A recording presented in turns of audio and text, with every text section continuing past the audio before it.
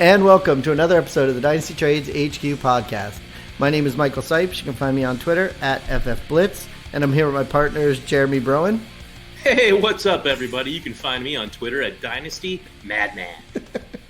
That laugh was a madman laugh. And Shane Manila. Hi, everybody. It just always sounds like when you're like, hi, everybody. Like you don't want to say hi. Well, you know me. I'm very, very reserved and demure. Oh, so. yeah, exactly. Demure. Yes, that's how I describe you to my friends. My friend Shane, who's very demure. Anyway, listen to this one. Meanwhile, he has his sleeve rolled up and he's rubbing his tattoo there and everything. He's wearing a Dynasty Trades HQ muscle shirt. Is he really? I am. Let's see. With the new logo. Whoa. Dynasty Trades HQ. That's awesome. Bro, when you get the muscles, that thing's going to look bad. I mean, I just keep eating carrots and beta carotene, and I'm going to fill this bad boy out. So mine fell south that are now in my beer belly. Oh my God. I've got it on the screen behind me as a background screen, but I don't have the muscle shirt, that's for sure. But that looks cool, man. It does. Well, before we get started, we do have some news, and oh man, the first thing on the news is going to make Jeremy cry. But before we talk about that, why don't we hear from our sponsor, DeviWatch.com. Devi leagues are the fastest growing form of dynasty leagues. Whether you're new to Devi or maybe you've played Devi for a long time and are just looking for an edge, DeviWatch.com has you covered. Do you need to know who will be a first round rookie pick before the rest of your league does? Do you want that future NFL Combine star on your taxi squad before he blows up at the Combine? DeviWatch has Superflex Devi ranks, Devi ADP, and an annual DeviWatch guide to help you. The 2020 DeviWatch guide ranked and profiled over 260 players. It includes dominator ratings, breakout ages for returning prospects, and if you play college fantasy football, they've got you covered there as well. Volume 2 of the 2020 DeviWatch guide has tons of information about new college coaching staffs and how their scheme changes affect the college fantasy landscape. They also have team-by-team breakdowns for all 130 FBS teams. If you play college fantasy football, their CFF rankings will drop in July. Visit DeviWatch.com and check out the 2 membership options. Join today and gain access to their industry-leading content. Click Have a Coupon and enter the code DTHQ when you sign up so they know you heard about them on the Dynasty Trades HQ podcast.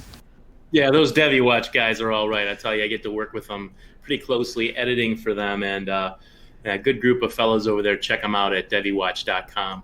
Sweet. I was people don't hear it, but I was trying to poke Jeremy to start talking, but I know he's very sad about the news that is coming out about college football, right? Yeah, it's very sad, all right. I'm going to miss my boy Justin Fields' junior year. I'm going to miss the Ohio State Buckeyes beating Michigan again. Going to miss the entire Big Ten season because they canceled it. And while they say that they're going to have a spring season, maybe beginning as early as January, it's probably not going to happen because those athletes would then have, the ones that are still on the team that don't graduate, right, are going to have to play 2 football seasons in 1 calendar year. That's pretty unlikely to happen.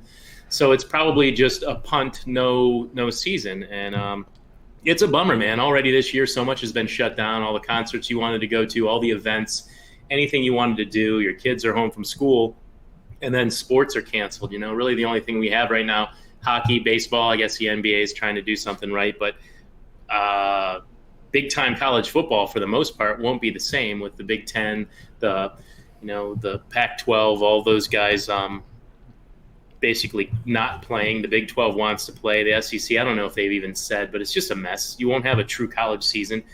A bummer, too, is any of our college football, fantasy football leagues that we drafted teams for, and I drafted a pretty good one, spent like 2 weeks drafting it.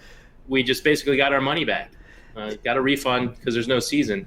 And it's good that we got our money back, but dude, I had a hell of a team. I was ready to compete. I spent some serious time analyzing that and drafting that team, and I started thinking, wow, if this happens in the NFL, we're all going to be crying even if the season's just reduced or altered in some way. It's going to be a big time bummer for us fantasy football guys. I didn't know that you were in a college. I always hear about the Devi stuff, but you're in a fantasy league that was just college players, and you were going to play with college games. Oh, I didn't know you were doing that. Yeah, college stats, college players. This one was a best ball that I was talking about drafting. I haven't done the other ones. I usually do 2 every year. We didn't draft them at all this year, but this one was a new one.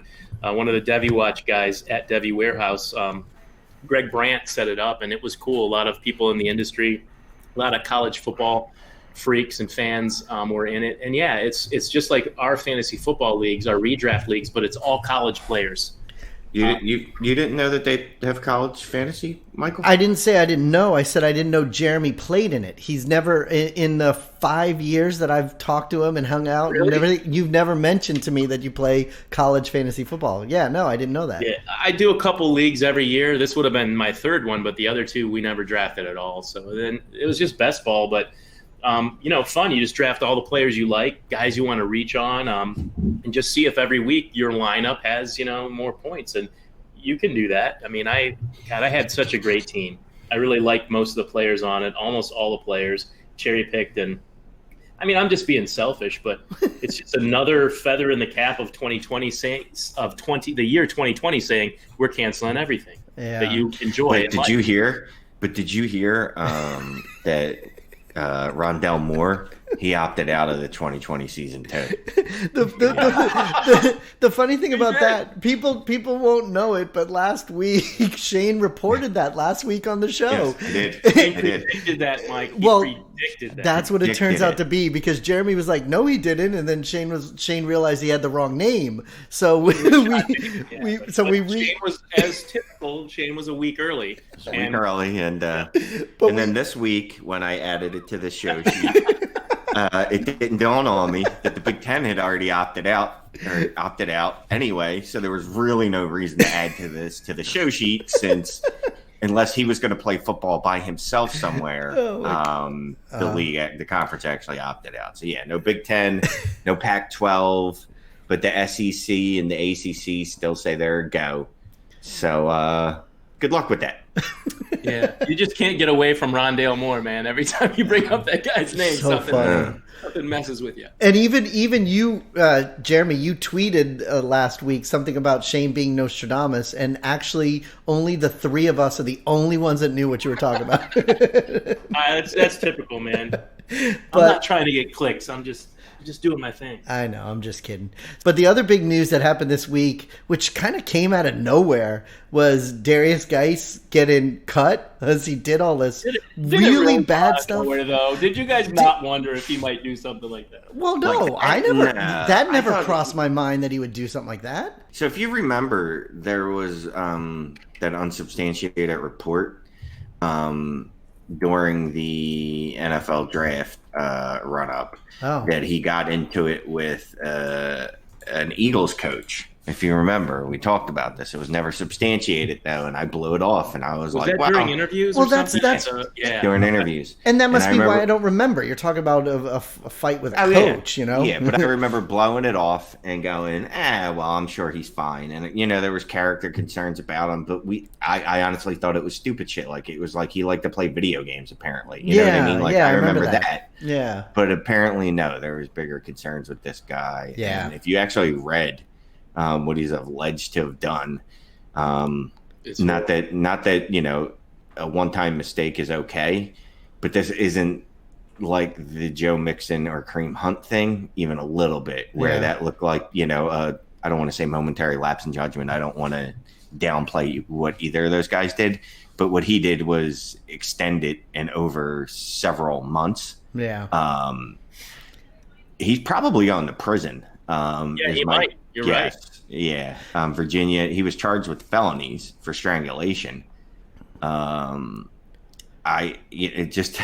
was looking at a roster today, and I thought, oh my goodness, 2 weeks ago, I felt pretty good about these running backs. I had Keyshawn Vaughn, Darius Guice, and Damian Williams. Oh wow! And one guy's opted out. One's going to jail. And I already forget who the other guy is. Something happened with him too, though. Yeah, I had Darius on like 5 rosters, I think. But the good thing about the rosters that I had him on, I had other guys in front of him. He was kind of like one of those guys where I was hoping that he'd finally do something, but I've also been hoping that for 2 years.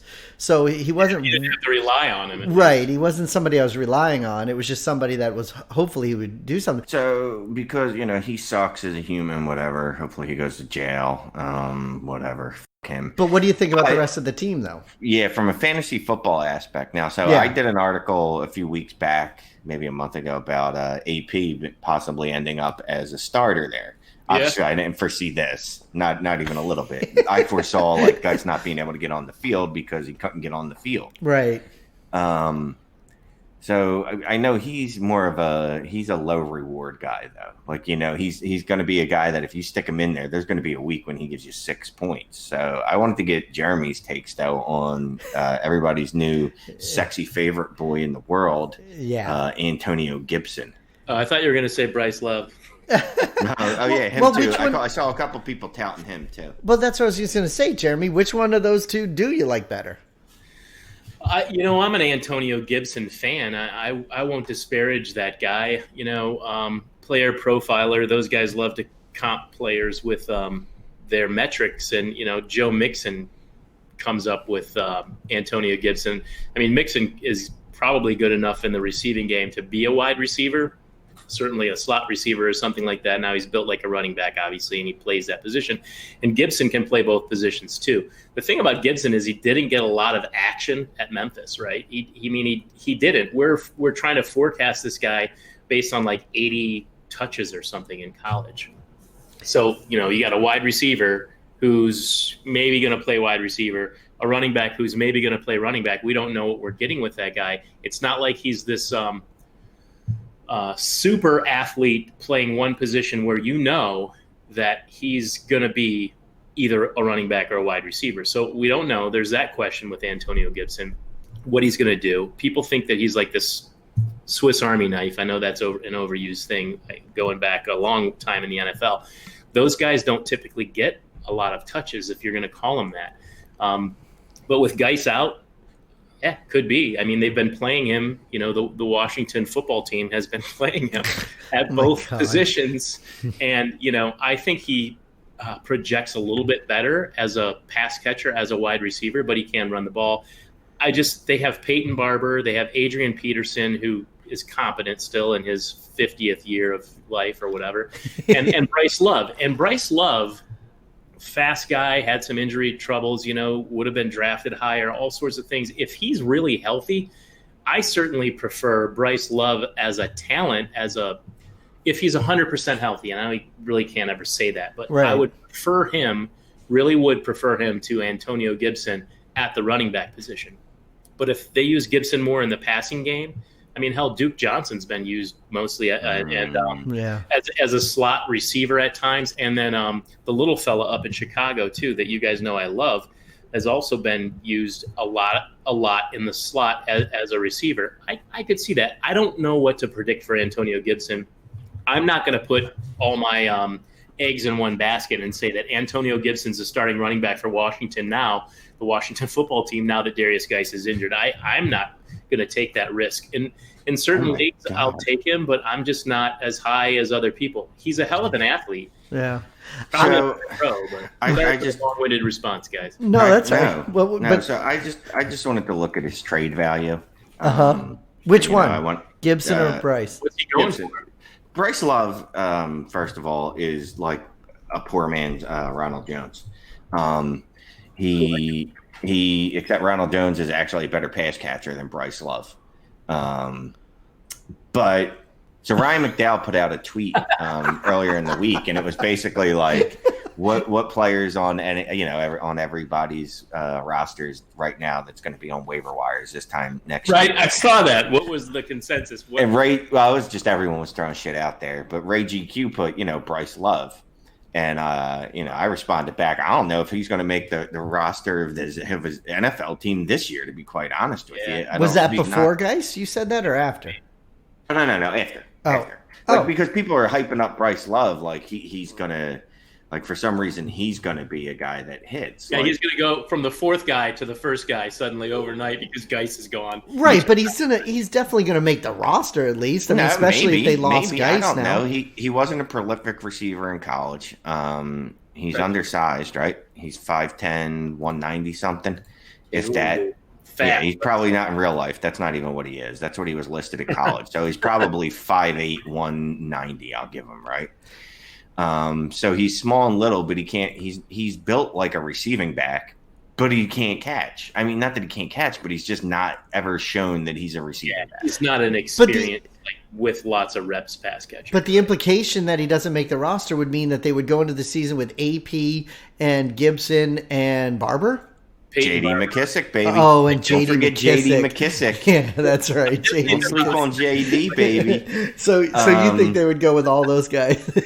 Nah, probably not. It's a good chance he makes the roster. But I'm just looking at some of these Antonio Gibson trades, and this guy is my personal fucking hero. I don't know who this guy is. He traded DJ Dallas and Antonio Gibson and got Marquise Brown. Oh, wow. Shit, really? Yeah. Too iffy, maybe. I don't know what they're going to be in the NFL for a starting wide receiver. Yeah. And I guarantee you that the Ravens. The guy he did that trade with, I bet you he had Guice on his roster. There's no excuse for that, man. No, but I bet you could be what it is. He had Guice on his That's what roster. you call an overpay, man. That's crazy. Shane, you're still overpaying. I'm not saying he didn't, but I'm just trying to think of what would be the reasoning besides stupidity. I don't want to say stupidity. Look, Antonio Gibson, I get the love for him. I really do, because he's a guy I loved as a sleeper. Because he's a guy I'm like, hey, he might get 10 touches a game. And no, not every game is he going to ball out. But, this is a guy that scored a touchdown like once every, 3 times he touched the ball in college or something ridiculous like that. Like 80 times, but every third time. And you want to root for the guy when you're drafting him in the third, fourth rounds. But now people are paying a hefty price for that guy. Yeah, so my man had 77 career college touches at the Division I level or whatever they call that. I'm old, so I don't know what they call it anymore. And he had 14 touchdowns. Power 5. Yeah, 14 touchdowns on 77 career touches. I don't know what that works out to. It's high. If you put that into the calculator and it's like, oh, that's not a real number. That's not supposed to happen. So. Again, I like him as a guy that like you could buy cheap. That like, okay, maybe he'll hit. But there's guys. I see another trade here on the DLF Trade Finder. Someone gave up a first and a second, a 2021 first and a second for him. Like to me, that's overpay. That is bold. Now, it's not an overpay if you get what you're expecting to get for that first and second, and he becomes a starter and he becomes a fantasy, star for you. But they're banking that's a certainty with moving those 2 picks for him. I mean, you look at last month, just for fun. I'm just going to look at one of the trades that he was involved in. It was him and AJ Dillon for Keyshawn Vaughn and Mike Boone. What a difference! What a difference! What a difference a year makes. Yeah, really. Look, and I get it. I understand. Look, I mean, if you're not selling Antonio Gibson right now, you're doing it all wrong. Yeah, exactly. And I know Mike will fight me on this because we got into it last year with Devin Singletary, and I was like, sell that guy immediately. That's a different situation, though. I still agree with what I did with Devin Singletary, but in this case, I get you. But you know me, my motto is always going to be like, you sell on a guy like this. Look, I thought he could be something. But I loved grabbing him late in the second, early in the third. But if someone's going to give me a first rounder, or if I can give up him and DJ fucking Dallas to get Marquise Brown, of course, holy fucking sweet mother of God, I'm going to do that all day. You know what's going to happen? They're going to use either Adrian Peterson until he's banged up, or Peyton Barber as their lead back in Washington on the football team there in Washington, whatever the hell they're called. And they're going to use Antonio Gibson, like a lot of teams do on passing downs. They're going to pass the ball to him. He's going to be in there. He's going to play. He's going to be in there. But he's not going to be somebody that you're going to have wanted to pay, but people are paying to get him as if he's a starting back. In fact, they're going to be mad that they didn't get Peyton Barber, Adrian Peterson instead. The guys that are getting the volume. And then, the people that are trying to hype up Bryce Love, cool, have him on your roster because you don't know. Maybe he can become fantasy relevant. But also, when you're not paying for him, Yeah. I have him on the bottom of some of my rosters, but I didn't pay shit for him. It's fine then. But if you're paying for him, you're just not playing this game right. So I'm really going to have to go up and pick up Peyton Barber and shit. I think you should, man. And then you'll be like, hey, guys that paid for Antonio Gibson, look at this shit. I thought I was out on Peyton Barber, man. I thought his inefficient, non-talented ass was just completely dead. I didn't have to worry about him in fantasy anymore. But nope. Now he pops back up. The funny thing, too, when you mentioned that about they're going to go with the old Adrian Peterson, do you think there's any running back sitting on their couch right now that they might try to bring in? I don't know. Lamar Miller. Wait. What'd you just say? So you didn't hear. Lamar Miller signed with the Patriots. Yeah. Oh, I didn't hear that he signed with the Patriots. Yeah, this weekend. This weekend. Really? Well, you were away on your birthday. Off the grid. I still didn't see it today. Wow, he really was off the grid. Huh? Yeah, Lamar Miller. Yeah, you really were. But that's what I was going to ask. Somebody like Lamar Miller who just signed with the Patriots, do you think that... How did I miss that shit? Well, you were away for your birthday. Listen, we understand. You were off the grid, you know? Crazy, man. Yeah, so Lamar Miller he's dead. So all that tells me is that Sony Michel exactly is not going to be starting the year on the active roster. He'll probably be on the pup or whatever. Right, yeah. That's what people were saying. Yeah. Yeah, and hey, Damian Harris, how you doing, beautiful? Yeah, he's looking better and better. All right, so but isn't there still a couple guys out there? I mean, I know Jeremy mentioned Lamar Miller, but I mean, isn't there still a couple running backs sitting out there that haven't signed yet? Hey, Lamar Miller signed with the Patriots. He's not still out. Lamar Miller is off the board. He definitely will not sign with Washington. I'm sure there is. There's no one that jumps to my mind. You know what I mean? Jay Ajayi's still out there. I don't know if he's officially retired. Yeah. Did Devonta Freeman ever sign with somebody? Nope. I know. There you go. That's who he has to worry about. But Freeman was out there, and he wants a lot of money, and now I'm sure he can't get that, but he could be somebody they could bring in. Yeah. So I'm looking at my MFL league. Somehow I own Antonio Gibson in a grand total of 0 leagues. Me too. I looked at mine, and I didn't have him in any of my leagues either. You know why, though?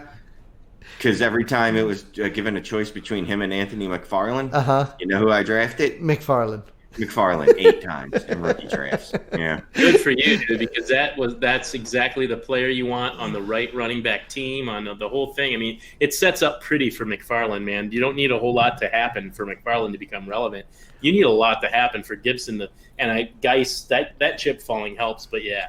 Let's not act like that. Definitely does. Look, it helps his cause.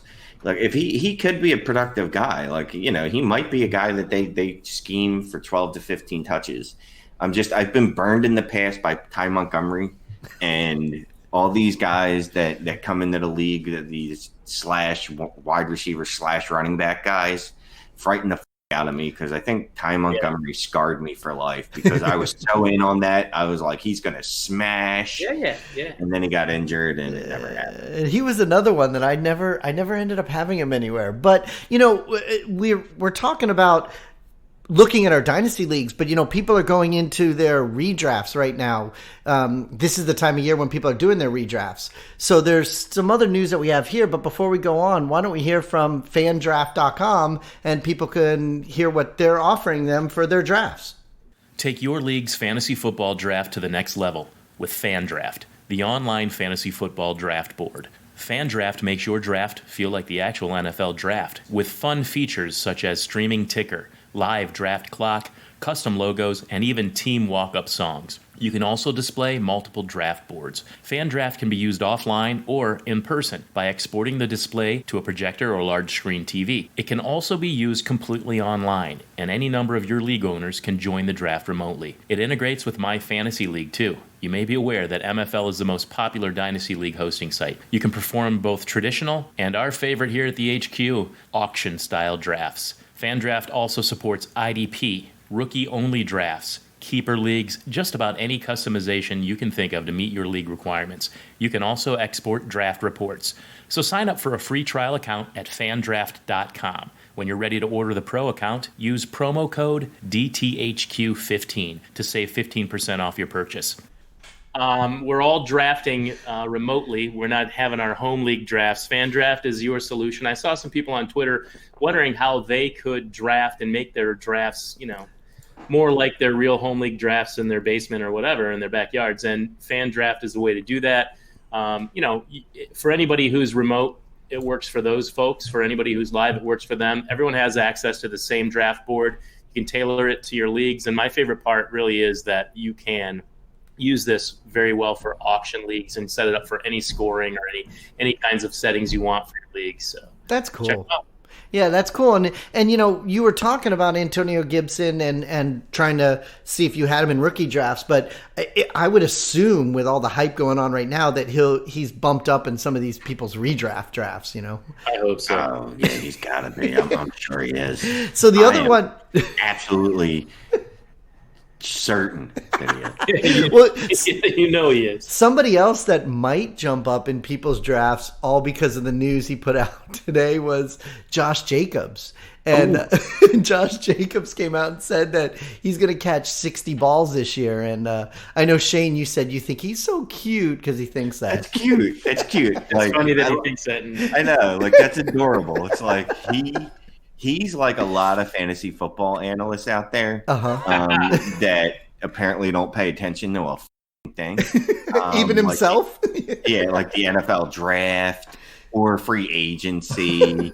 They didn't just give Jalen Richard, whose only skill is catching the ball, a contract. They didn't just sign Devontae Booker, and you can call it a depth signing, fine.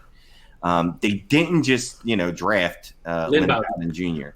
They didn't just draft Brian Edwards. They didn't just draft Henry Ruggs. Where are you getting 60 receptions from, dude? Where? And I just look. I like Josh Jacobs. I think he is uber talented. Don't put it there. Again, I think he's super talented, and I think in the right situation, he could definitely catch 60 balls. It ain't with the Raiders. It ain't next year. It definitely ain't next year. Although the Raiders would be really smart to do it. I mean, honestly, I'm surprised that he wasn't used more in the passing game. We all are. And if they were smart, I think they would do it. But yeah, all signs point to no with what they've been doing on the side. And didn't he only have 20 catches last year? So he's saying he's going to get 3 times as many catches this year. Yeah, he only had something like 27 or 29 targets. I don't feel like looking it up. One of those numbers is correct. Right. In all fairness, though, he was a rookie back. They leaned on him pretty good for a while there. So it's possible that, he's a better player now. He understands the offense even better. Now he can pick up, blitzes. He can be better used in the passing game. So honestly, I don't know about 60, but I would definitely expect an increase over last year. If it was less than 30, I would certainly think he'd get, maybe 50. Seriously, if they're smart. And so people who think, they did all these things so that he's necessarily not going to get the catches. I think it's possible he does. I still want Miles Sanders over Josh Jacobs, though. Yeah. Because I know he's in the football. And here's the thing. Darren Waller is still there, and tight ends and running backs eat into each other's target share. Yeah. So don't forget about the young kid there that's going to be playing. What's that? Yeah, no. Well, that too. He's really good in the slot. I mean, the tight end though. That's Foster Moreau. Yeah, Foster Moreau, who I'm really, really high on. I think is going to become a good player. So they do have tight ends that can play football well and catch the football. You're right, and that's going to cut into running back catches. But also Renfro in the slot. He's no slouch. I mean, they just drafted a bunch of wide receivers. It's not looking good in the target department for anybody there that plays running back. I like you, Josh Jacobs. I like you a lot. I think you're adorable. I think it's your self-confidence is something that everyone should strive towards. Everyone should be confident in themselves. But you're no Miles Sanders. But the cool thing you are no Miles Sanders. The cool thing about him for me in the startups that we did, 2-3 months ago, he was dropping. I would end up with that turn, and I was getting him after, like you say, the Miles Sanders and stuff like that. So I ended up with him on 5 different rosters. and I didn't pay that much for him. Yeah, you got him at a value. I got him at a value, yeah. So, I mean, I like him, and I was talking about him before a couple months ago. So I would like to see that happening. I'm sure it won't, though. But and I still like him. Like, I don't want anyone to think I don't like him. I really like him as a player, and I could see him being a low-end running back one. Yeah. And there's nothing wrong with that. It's just, we're splitting. What's the saying? How many angel heads can you put on a pin of a needle or some bullshit? I don't know. I don't know that. I've never heard that before. How many? Well, I don't know. Some thing. We're splitting hairs. You know what I mean? Like he's still a top end asset. It's just I don't think he's. I don't think he could be ever in CMC and Alvin Kamara and no. Miles Sanders levels. Just because I don't think he'll see the passing work. The other thing that we were talking about, the deadline came and went last week for the opt-outs for the season. Right. And, we discussed how it could move around and whatever. And then we finally found out it was next Thursday. And you made the joke that they put that date because we asked them to. But a lot of people thought, and Jeremy opted out on his birthday. But a lot of people thought a lot of names would come out that day, and it didn't really happen. But one team that did lose two of their wide receivers was us down here in Miami. Albert Wilson and Alan Hearns. So I know I'm not sure who wrote this on the sheet, but somebody said now the Dolphins only have two wide receivers. Me, I did that. Yeah. There's two of them. There's Devontae Parker and there's Preston Williams. Yeah. And then Isaiah something or another, right? What's that chart? Yeah. I don't have it. I was just reading the sheet and I saw that it says they only have two. Yeah, they have Gary Jennings, Isaiah Ford, Devontae Parker, Preston Williams, Mac Hollins, who you know well. I forgot about Mac Hollins. And a bunch of other dudes. So it's a bunch of guys that I liked at one point or another. Not Mac Hollins, but oh my God, I loved Gary Jennings coming out of college. Like he was one of my favorite sleepers, and then he couldn't even make the roster in Seattle. Couldn't even catch. So yeah, I'm stupid, but I'm not stupid enough to fall for that. Like he couldn't even make it out of the Seattle Seahawks training camp last year or whatever they call it. Yeah. It's now. And I don't think he caught on with any team. I don't think he played any games last year. I could probably look that up. Gary Jennings Jr., not senior. Senior might have some college career. I don't know. Well, I had a question for you about this once you find that. So Gary Jennings Jr. played one game last year. Oh, really?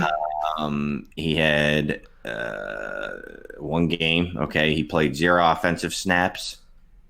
And no special team snaps. Oh, no, I lied. He played 8 special team snaps and one offensive snap. So he played 9 snaps last year in one game. People were excited about Hakeem Grant. Jakeem. Is that his name? Yeah. People were excited about him for 5 minutes when he was here. Also, Yeah, the problem with Hakeem is Parker and Preston Williams, and they play the same damn position by trade. I mean, maybe they can move them around, but they both kind of play X wide receiver. They can move them around, I guess, but like Parker, Jennings, and Ford are slotted in as starters. But Mike Gesicki. That's what I was just. That's what I was just going to ask you, Shane. That's what I was just going to say. When I just said to you a minute ago, I said I have a question for you. What do you guys think about Gesicki? Because everybody was already starting to say they liked him. He was already bumping up people's lists in this offseason. So now this even bumps him even higher. I mean, I don't know if it can bump him any higher. I think it's more like, and the same with, I guess, Devontae Parker and Preston Williams at this point. It's not that these guys were major threats to him at all. I mean, Albert Wilson, whatever. He hasn't played a full season since 1947. Right. And, Alan Hearns is whatever. He's a 4-string wide receiver. But it just pretty much, I guess, reinforces that there's 3 targets in that offense. And that's it. Yeah. Like, how many offenses can you say, no, there's literally 3 people you could throw the ball to? They traded for Adam Shaheen. So you have 3.5 receiving options. And that's it. Yeah. I mean, that is literally it. There is no one, like, there's going to be guys that you're going to look at that box score and you're going to be like, who the is that? And how did he get a target? And you're going to be like, well, it's the Dolphins. They don't have a choice. Like, if anyone goes down on that roster between Parker or Williams, Gesicki might see 200 targets. See, and we talked about it already that this was the year where you needed depth anyways because of COVID and because of this and that. So other teams are going to be playing players that we never heard of, but we may be doing it in week 3 or something, God forbid either one of those guys gets sick, Speaking of the 3.5 targets that the Dolphins have, we actually have some listener trade questions that people asked us about. So I was going to ask you guys your opinions, and one of them actually had Devontae Parker in it. So, so what the person said was he got an offer for a team that to give his team more depth. It's only a 1-quarterback PPR dynasty league, but he needs depth on his team. So he was offered Stephon Diggs, Devontae Parker, Chris Carson, and Hunter Henry, and then he would give up the 101 and Kareem Hunt. So let me look at the show sheet and try to take this all in. So Diggs, Parker, Carson, Hunter Henry for the 101 and Kareem Hunt. So he'd get two wide receivers, a running back, and a tight end. Yeah, like you say, it would probably be CEH and Kareem Hunt. Jeez, not to be the cop-out guy, but without knowing how many you start, this is literally impossible for me to answer. It's tough without knowing how many players he starts because he says he wants depth, in general. And obviously the 4 pieces side is depth if he doesn't have tight ends, if he doesn't have wide receivers. But if he's going to come out of this with keep CEH and Kareem Hunt, that's right. That's like, so if this fantasy points right there. If you start 8, it's the 101 side. If you start 9, it's still the 101 side. Yeah. You start 10, then I'm thinking it might be Diggs and Parker. Yeah. Maybe that's why he wants depth. Maybe he has a lot of players to fill field. And it's a lot of nickels for $1. I get that. But I'll tell you what, Stephon Diggs and Hunter Henry are really good young assets to have. Parker, we just talked about. I think he could have another smash year. And Chris Carson, I mean, apparently the guy's good. He's ready to go. All the guy does is produces a running back 1 every year. Yeah. Yeah, if you start 10 or more, I'm going to lean to that Diggs, to the package. Give me the package right in my face. Yeah, for sure. Yeah, if it's like one of our leagues, start 11, then that's even better. The more you start, the more it looks enticing to get Diggs and Parker, Carson, and Hunter Henry. But you know what? Getting that 101 and what you can do with that with Kareem Hunt, it certainly wouldn't be bad to hold in that case. Yeah, I would go with the I can't even say package now. I'm just picturing a package in Shane's face, so it's kind of funny. But yeah, I would. Picture. Yeah, exactly. I'd go with the Parker Diggs side too. So we had another one here that is another package, and it goes along with our conversation about Josh Jacobs. So it's a full PPR dynasty league that's only 1 quarterback. So this is a second one that's only 1 quarterback where people are asking us these questions. What the fuck? Why are you people playing 1 quarterback leagues? Like, what the like, do you know how much fun Superflex leagues are? Superflex leagues aren't just more fun.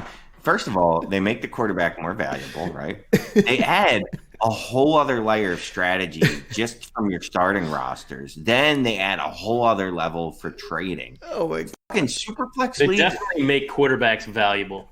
And they definitely add strategy to the game. Come on, man. If you want to play chess, like 3D chess, which is that funny. I don't know how you play it, but I've seen it. I've seen smarter people than me play it. Like the Vulcan chess thing? Well, I don't even know what he's talking about.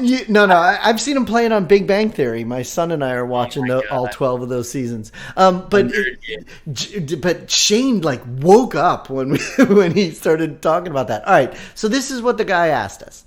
On one side is Josh Jacobs, which we just talked about, and Devontae Adams. That's the one side.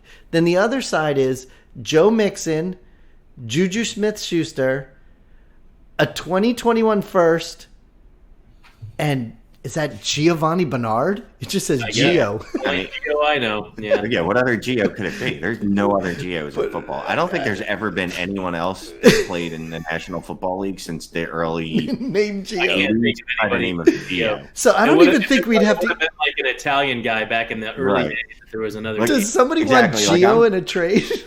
I'm definitely thinking of an Italian guy with a mustache smoking a cigarette on the sidelines when no one's looking, like, oh shit, man, I gotta go kick. Yeah. Oh yeah, a kicker maybe a kicker. All right, so forget the Geo side. So it's Mixon, Juju, and a 2021 first for Josh Jacobs and Devontae Adams.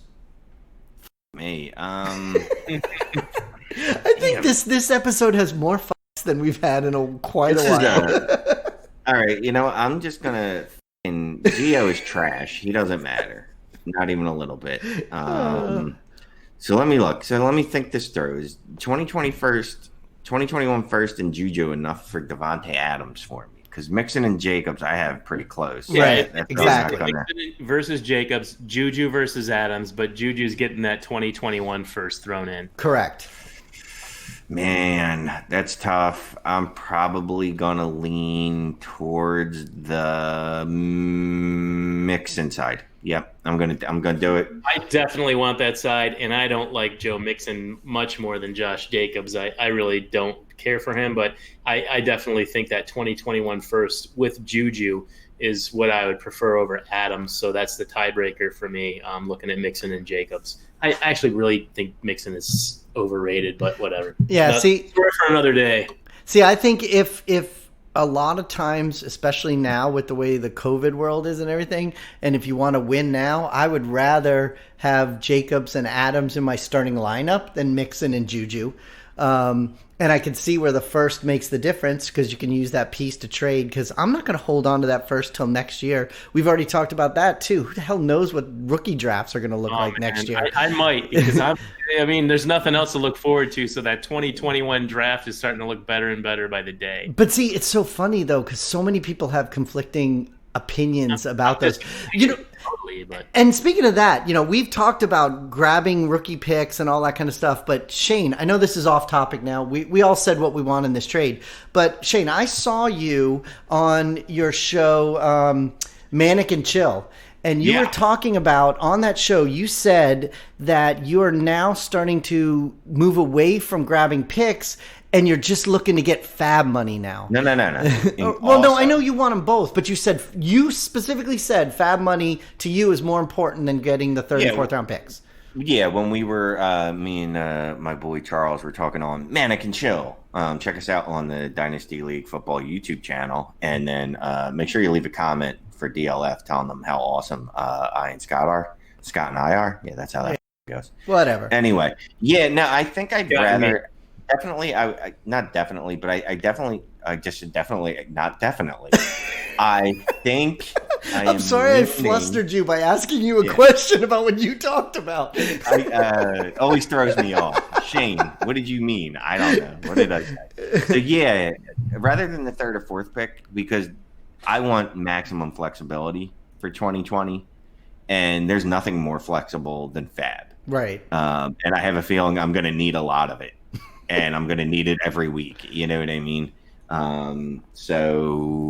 If given my choice between a third and a fourth round pick or a third and a fourth and FAAB, I'm going to take the FAAB. Yeah. Yes. And for sure. I brought it up because we never talked about it on our show. So when I heard Shane saying that, I started to think about it because some of the leagues, even our listener leagues, we have FAAB money in all of these leagues. And especially something like, oh my gosh, our 16-team HQ1. I remember last year I spent all my FAAB preseason to grab Darren Waller, because he happened to be on the waiver wire. So I agree with you that I think FAAB money is going to be very valuable this year because I still think that some of those rookie picks are going to be just totally wasted next year. See, and I don't plan There on might be making some variants, but I don't think they'll be wasted. Well, I don't plan on using those picks in the draft. Most of them. Exactly. I plan on using them in season. Right, for trades. That's what I usually do. I usually don't have high-end picks in the draft. You guys see me, I might have a low second at best. I always have like thirds and fourths. I don't typically have a bunch of them because I'm always kind of working for now, not later. Later's always later. I'll tell you what, I want the money now. I want the dollar now. But if this is the year, if ever there was a year that you wanted to stack rookie picks, this would be it. Because the variance next year, like you have no, like, I don't want to keep beating it over the face with, hey, there's a pandemic, whatever. But just we'll put it this way: the variance out there of what could happen versus what you plan. Now, there's always variance, there's always injury, there's always poor performance, but it's heightened so much more because of this that I might even look at a couple rosters and go, maybe I just shit can this and just sell everything in sight for picks.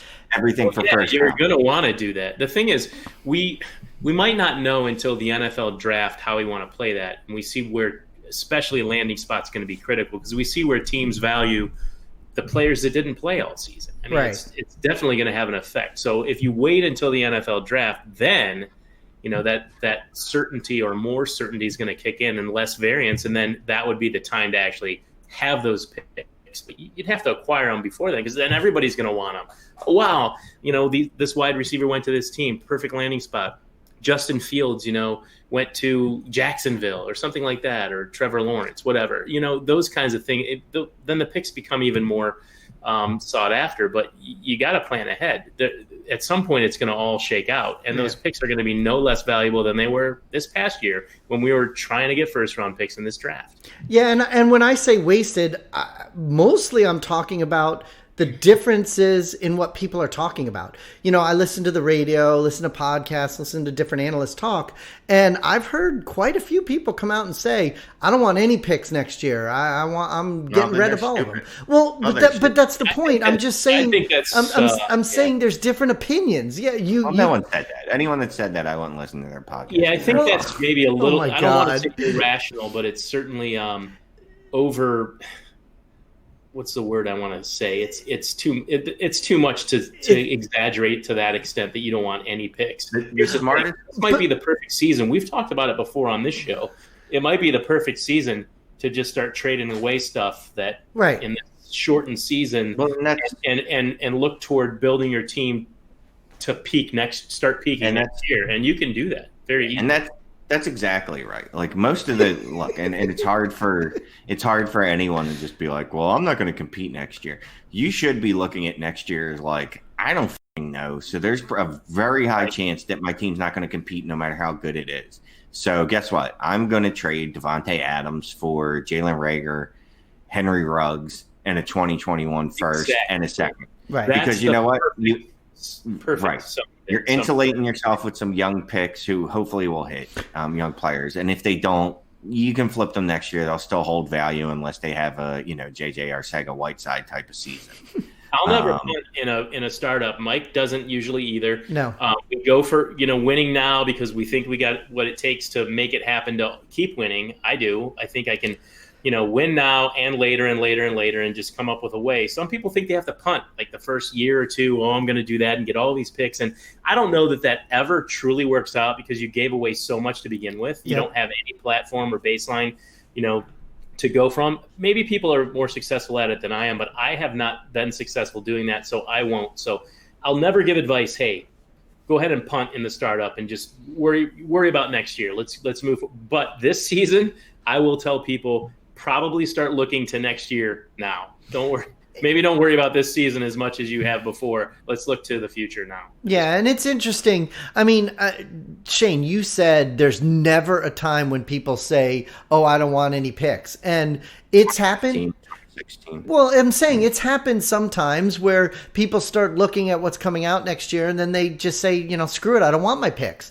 Okay, so just real quick, though, if they're saying that about the 2021 class, they don't know what they're looking at. But that's the wide receivers are going to be stacked. The running backs aren't going to be as good, but the wide receivers are going to be just as good, if not better, than this class. But there's still that cloud of uncertainty. We don't know what's going to happen. If the college kids aren't going to play this year, what if some kids are? I'm just saying. I get what you're saying. I just feel like the NFL season is the most uncertain we've ever seen at this point in time. Right. And if I were ever looking toward the future, and I don't want to say rebuilding, everybody's like rebuilding. I just mean forsaking now for assets that'll appreciate a little bit later, I want to do that because the situation we're in, those college players aren't going to get injured. Probably they're going to be working out. They're going to be the same guys, maybe less wear and tear. But if you just start at the end of the season with where those guys were ranked at the beginning of the season, I still want Trevor Lawrence. I still want Justin Fields even more than Trevor Lawrence. I want all those wide receivers.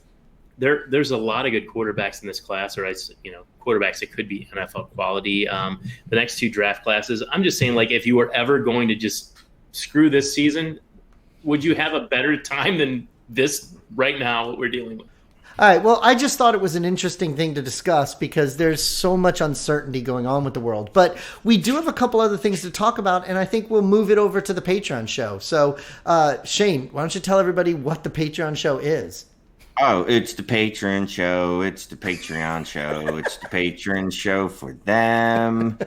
So, you become a patron. You get the uncensored version of this show. No, it's edited. It's uncensored, though. It has to be edited because if it's not, safe for work, and it's definitely uncensored. It's uncensored. Yes. Keep it away from children, small farm animals, and priests. Why do we have to keep it away from small farm animals?